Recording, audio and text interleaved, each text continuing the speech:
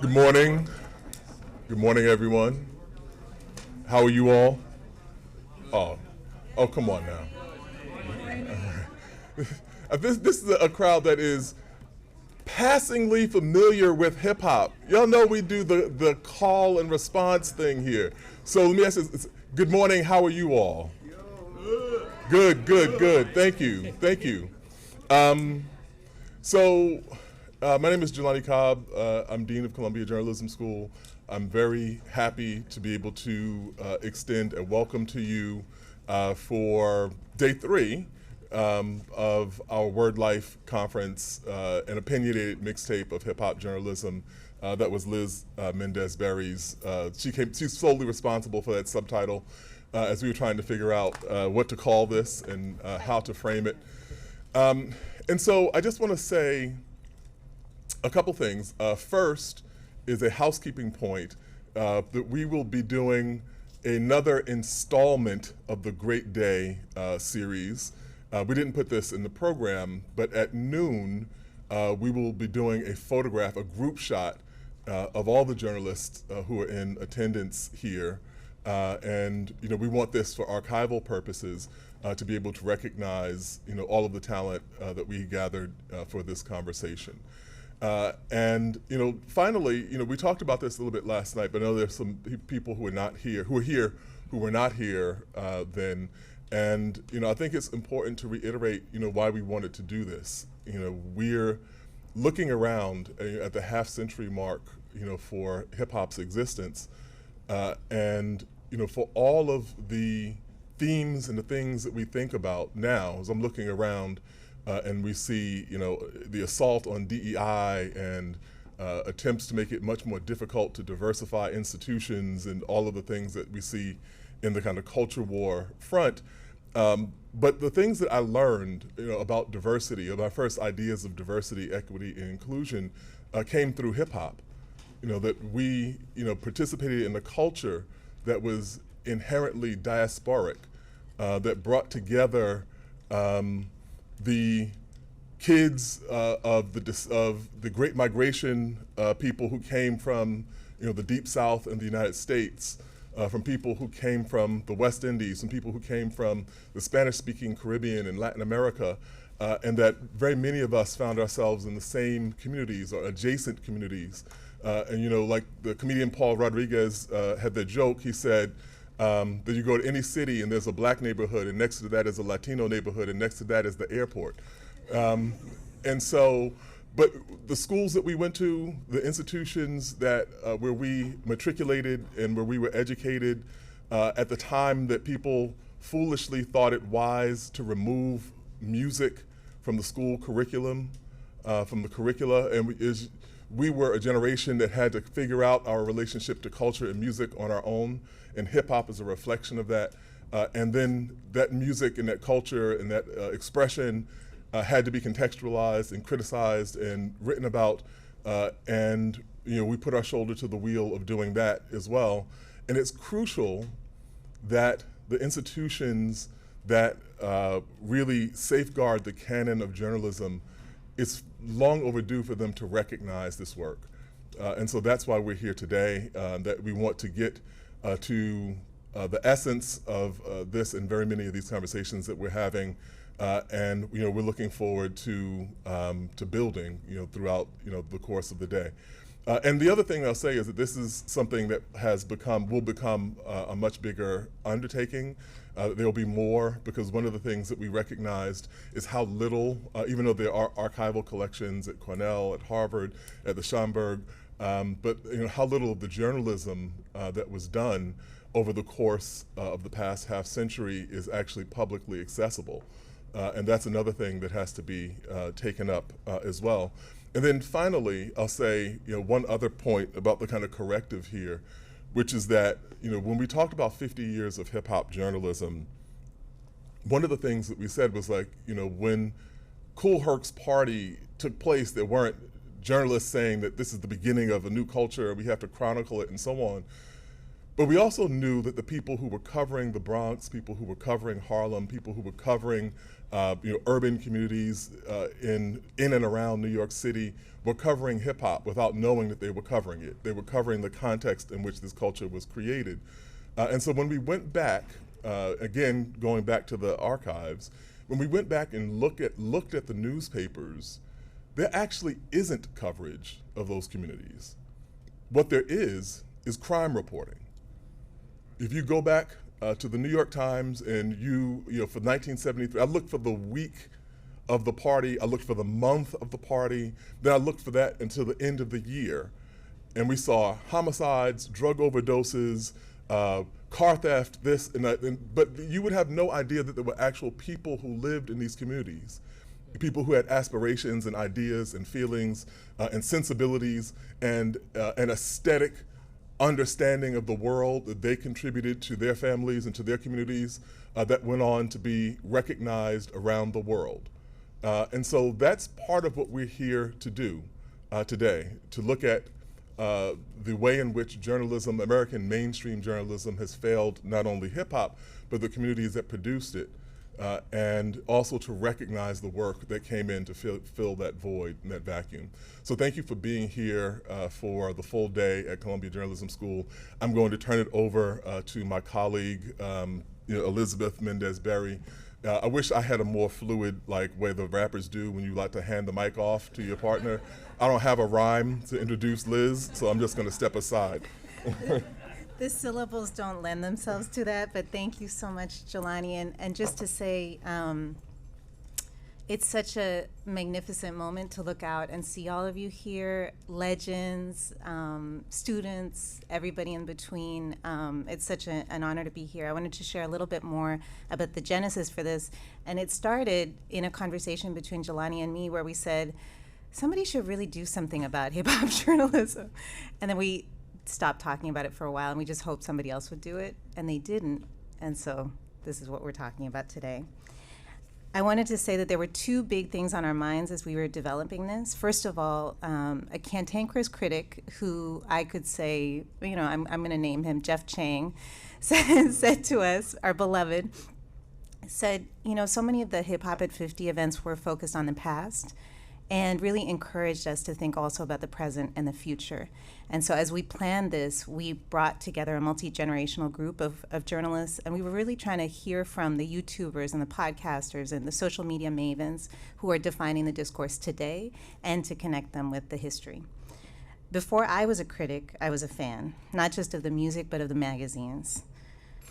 I was a huge fan of Stress, Vibe, The Source, Herb, One World, America, Rap Pages, Blaze, Ego Trip, and many more are still in my basement, much to the chagrin of my wonderful husband, who gets really annoyed every time we move.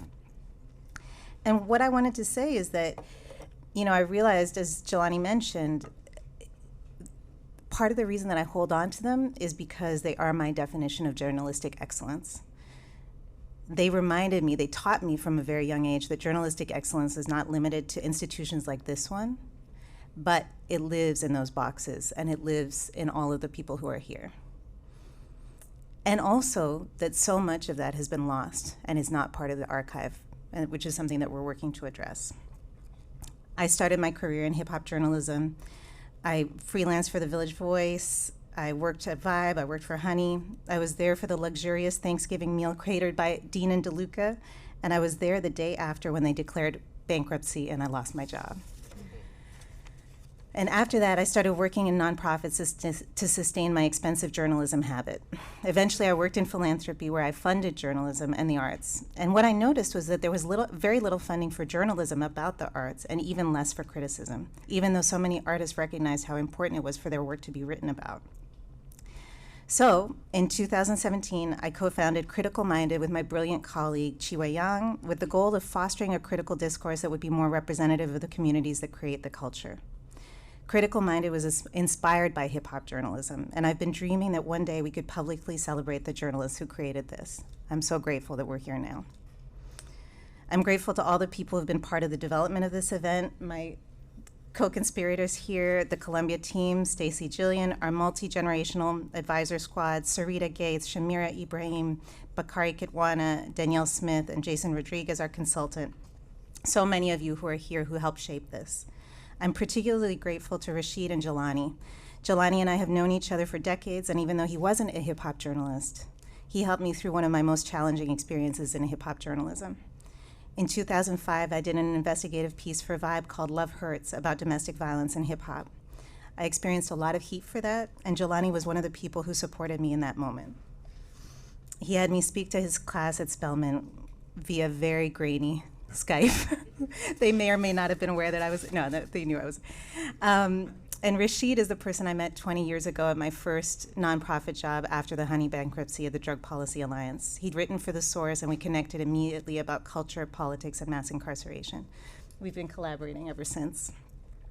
During our kickoff week event last Thursday, the great Barry Michael Cooper talked about the writer's room at the Village Voice, where he, Joan Morgan, Nelson George, Harry Allen, Greg Tate, and others would gather to encourage each other. I was so inspired by that, and of course this room contains so many people who have been on my virtual writer's room over the years. Obviously, we don't have the time or space to celebrate the whole complicated, beautiful history of hip-hop journalism, but we hope that you feel the love that motivated this gathering, and that all of the legends in this room, and the soon-to-be legends, and the people like myself who were just part of it for a little while, but who have never forgotten, this goes out to you. Rashid.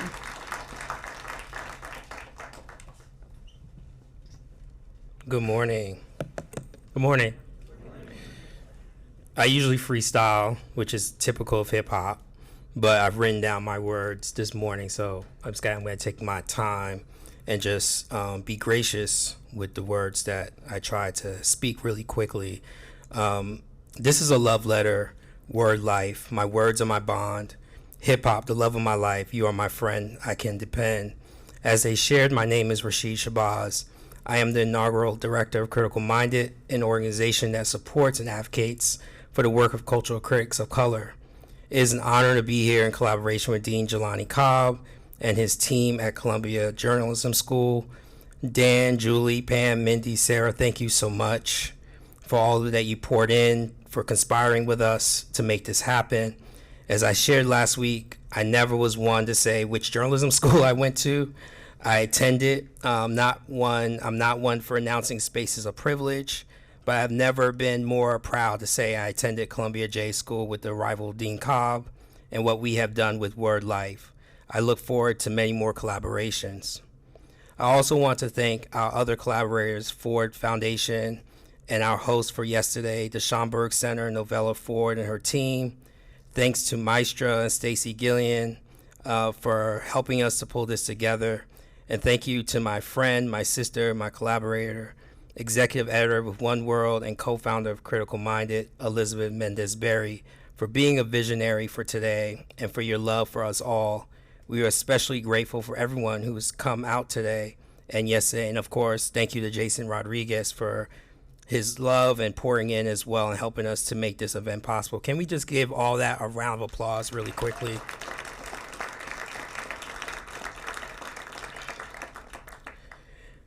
This is a love letter, word life. My words are my bond. Hip-hop journalism, the love of my life. You are my friend. I can depend. Selwyn was saying how this gathering feels like a 30-year class reunion, or I would add a family reunion of sorts. It is so moving to see those who gave me opportunities as a writer at The Source, Bakari Kidwana, Tracy McGregor, Selwyn Hines, Smokey Fontaine, Wen at Trace, and my friend and brother David Kelly, who isn't here, but who introduced me to Bakari and encouraged him to give a 19, 20-year-old a chance to have a byline. What is hip-hop without the writer telling the stories, pushing the art forms forward because of our love of those arts, whether film, visual art, dance, or hip-hop? Chris X said it best last night. We got into this as journalists because we felt that there was something important happening we had to document. Like you said, we have to document it because other people weren't doing it right. And anytime we criticize an artist, we were trying to protect the art, trying to protect the culture. Love of my life, hip-hop journalism. Thank you to the panelists and presenters yesterday. The Art of the Detail feature writing workshop David Hachu, in his amazing presentation, reminding us of the principles of feature writing and how writing about music is like dancing about architecture. Writing is an art form in itself, and how writing about another art form is fraught. How to Build a Better Book proposal, Nicole Counts, executive editor with One World, reminding us of the importance of having editors as advocates for writers of color. The Craft of Criticism, Doreen St. Felix of The New Yorker, engaging us on the imperiled state of criticism and pushing us to remember, as the great Margot Jefferson reminds us, that our work is making the natural unnatural, showing the labor behind the art. In her own words, with Sydney Madden, Shamira Ibrahim, Clover Hope, and Karen Mayo, sharing their truth and journey and sisterhood was so powerful last night and so needed for the space that we need to continue to create for women voices. There are those who we wish they could be here with us, but due to conflicts were unable, like Harry Allen, Kevin Powell, Danielle Smith, who served as an advisor, Elliot Wilson, and so many others. We know that they would have liked to be here, and we thank them for their support. There are those who are no longer among us, like the great Greg Tate, that we lift up and welcome to space with us today. Greg, for many of us, was a muse. Flyboy and the Buttermilk was my Bible to writing. I sampled Greg Tate trying to find my own voice, so we lift up those forebearers. And of course, I shout out to another muse friend for me as a writer, Dream Hampton. Shout out to Trisha Rose and others like Bakari that brought hip-hop into the academy.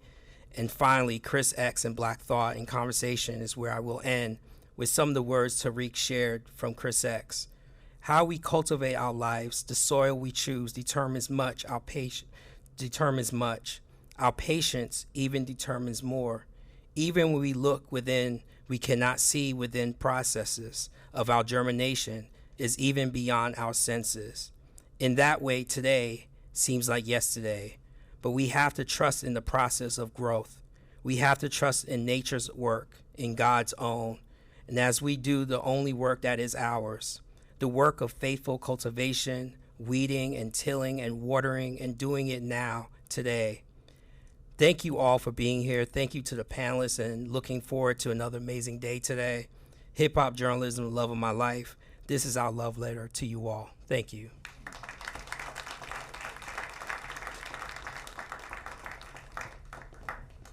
All right, we're going to get this thing started for today. And I am happy to invite Nelson George up.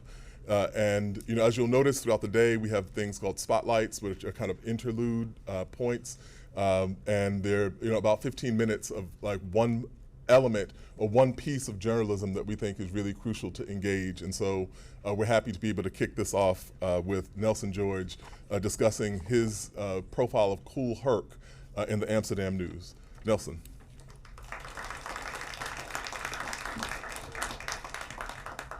Hello, everyone. Hello, everyone. Okay. I have to disappoint everyone. First of all, I'm actually going to talk about 4 articles, not 1, because they're all linked together. I have to say first, this talk is dedicated to 2 people. Robert Rocky Ford, who is my mentor. He died in May 2020. And to Edward Sergis, AKA Eddie Chiba, house rockin' DJ, who died on February 13th. Context. Summer 1978. Just ended my junior year at St. John's University out in Queens. St. John's has a very liberal policy in terms of internship. I got 6 credits for 2 internships. What they didn't know is I was also getting paid on the side. First internship is at the Amsterdam News. Amsterdam News is very short-staffed. There's not a lot of writers covering. I was doing sports writing, some general assignment writing, and a lot of entertainment writing. Mel Tapley, who was the editor there, really gave me a lot of leeway because they weren't paying me very much, so it was easy for him to do that. The second internship I had was at Billboard magazine, where I was kind of a mascot there. I kind of wrote about the 2 things that no one wanted to write about at that time: heavy metal and disco. So I literally had a week where I reviewed AC/DC opening for Ted Nugent at Madison Square Garden and went to Les Mouches, a gay disco over on the West Side Highway. But despite me being sort of the sort of mascot kid, they sort of were taking me under their wing and trying to train me. And one of the things they talked about a lot was retail. You had to go to record stores to find out what was really happening. Don't rely on the radio. Go to the stores. So Rocky, my mentor, worked in production, and he sort of took me around with him. We went to Downstairs Records, 42nd Street, Times Square. There was a record store inside the 6th Avenue subway station. We're talking to the guy, and he's talking about, cutout records. Cutout records were discounted records. So Earth, Wind & Fire album came out, $12.99, $11.99, right? Discounted record, $2.99, $1.99, 99 cents. All these kids from uptown are buying these records. Kids with names like Grandmaster and Africa Bambaataa. And so one of these kids is having a party in the Bronx next Saturday. We take the D train up, walk across the get off 161st by Yankee Stadium, walk across the concourse, go up, make a turn down the hill to Taft High School at 172nd Street. A bunch of kids are waiting around. A white van pulls up. A bunch of guys get out, big speakers, card table, milk crates full of records, and industrial wire. Attach it to the turntable, go to the fence, slip it through the hole, unscrew the base of the light pole, electricity. And this kid is named Clive Campbell, AKA Kool Herc. And these guys are the Herculoids. What's interesting about that is that it wasn't hip hop. He was playing B-beats. What are B-beats? B-beats are the records really inspired by bongo rock, by the Incredible Bongo Band. So when I interviewed him at that day. He was playing Scorpio by Dennis Coffey. He was playing cuts from the Willie Dynamite soundtrack. But this idea of hip hop is really interesting because the phrase hip hop, I didn't even really hear it prominently, pervasively, for probably 82. So this is 70, 78. My favorite quote from the whole article is by a woman who called herself Short Stuff, who said, "The hustle is out, the freak is in." Ergo, The Freak by Chic later on, right? So I go back to the Amsterdam News and I write this article, and it's called, what the hell do we call it? DJ Herc and His B-Beats, July 1st, 1978. Now Rocky, who's also interviewing him, does a piece for Billboard, which is called Beats Bombarding the Bronx. Mobile DJ starts something with oldie R&B disc.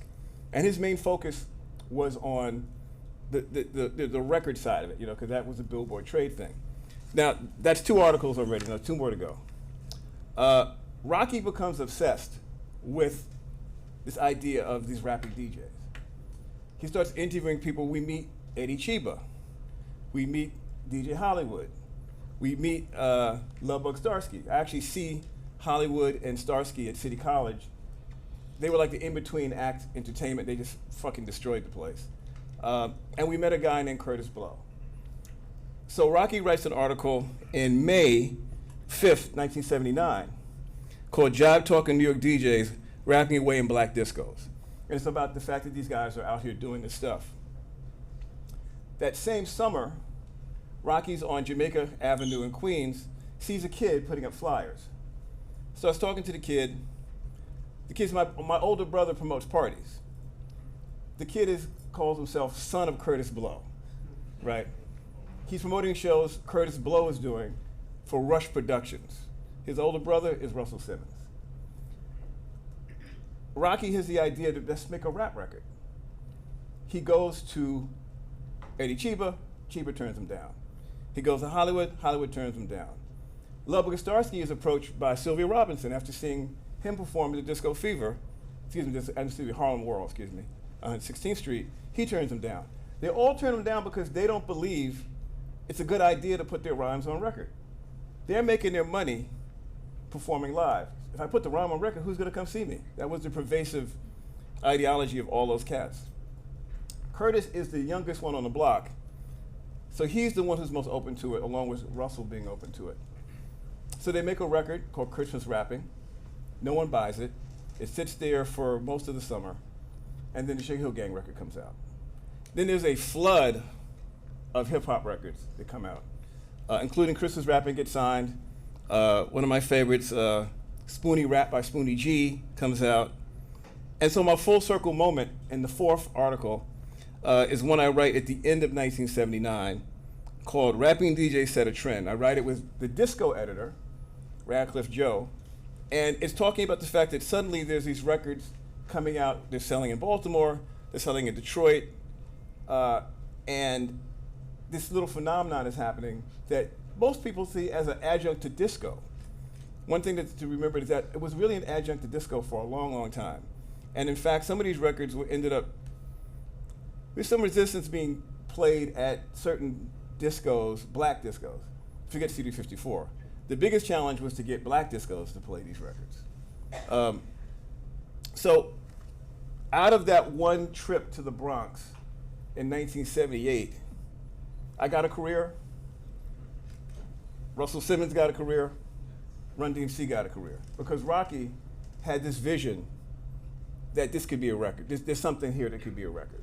So I guess that I would say also just that when we started doing this, we were doing this writing, there was really, the only places you could really sell these articles initially, black press. There were black teen magazines. There was a place called Black Beat magazine that like you could sell a Curtis Blow profile to.